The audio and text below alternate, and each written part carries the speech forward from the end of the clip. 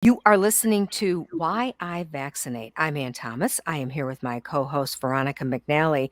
And Veronica, we now welcome Dr. Elizabeth Lloyd. She is with the Pediatric Infectious Disease Department, University of Michigan Health, CS Mott Children's Hospital.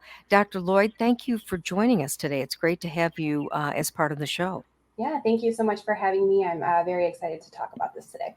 And Veronica, I'm going to let you kick off the questioning in this segment. That is great. Dr. Lloyd, I am really excited to talk to you about everything related to vaccine safety. So, we have a lot of parents who listen, parents who have questions about vaccines, and we make it our mission to get them credible scientific information. So, what can you tell us about vaccine safety? How does a vaccine come to market?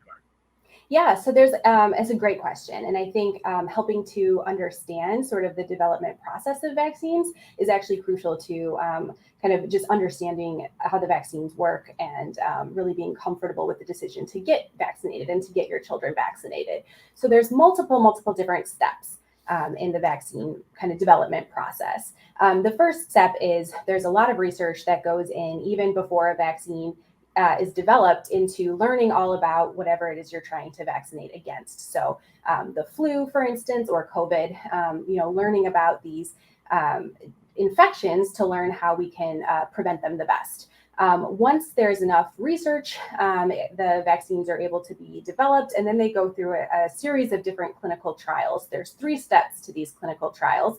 And they're really designed to make sure the vaccines are very safe. So they have a very close eye on all of the different side effects that can happen after vaccines and making sure that nothing too concerning happens after vaccines, but then also making sure that the vaccines are effective and they're going to work the way that we expect them to. So those are the 3 different steps of the clinical trials. They usually involve lots and lots of people who get vaccine, and then they compare those to people who get a placebo, which is basically usually an injection of just saline, for instance. And then they compare between the 2 groups as far as the safety and the efficacy. If the vaccine looks good, meaning that it looks like it's efficacious, it's going to work the way we expect in helping the body develop protection against that infection. And if we see that there's not a lot of side effects that are concerning, then the vaccine can start being developed and brought to market and be given to people in the US and worldwide. But even after that, we have really close safety monitoring systems for vaccines that can pick up any concerns really quickly. And that's how we've been able to identify certain side effects that may be associated with vaccines, but also how we can be sure that certain side effects are not associated with vaccines. So there's lots and lots of ongoing safety monitoring, even after vaccines are done with the 3 steps in the clinical trials as well. That's really helpful. And one of the gifts of protection we're talking about this season is that influenza vaccine. And we've learned, I think as parents, I think we've learned a lot more about influenza because of this particular pandemic and protecting ourselves against respiratory disease. But how do you explain the importance of the influenza vaccine to parents? Yeah, absolutely. That's a great question. So influenza or the flu is a seasonal virus, meaning it comes around every year. And for anyone out there who's listening who has had the flu, it can make you feel pretty crummy. Most people do recover in time, but there are some people who have a risk of getting much sicker and sometimes even needing to be in the hospital, the ICU, and sometimes even dying from the flu.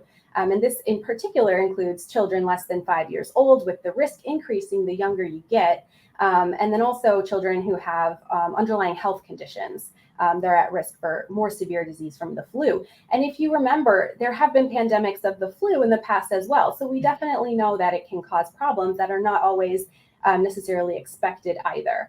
So for these reasons, I really recommend that anyone who is eligible for the flu vaccine, but certainly those people who are at high risk, should get the seasonal flu vaccine every year. And at what age do kids begin to receive the flu vaccine?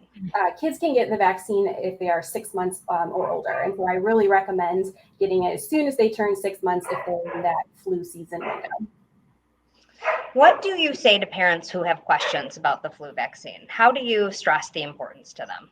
Yeah, and that's a good question, because I think a lot of people, may have had the flu and didn't get that sick, and so they're not so sure that it's really necessary to put their child through that. If they're just going to have a mild illness. But what I say is that I'm an infectious diseases doctor. I'm in the hospital. I see children, including completely healthy children, every year who are admitted with severe disease due to influenza, and that's something that could be preventable. And so there are always risks of any sort of medical intervention, whether it's a medication, whether it's a vaccine, a procedure. And so it's important to know those risks.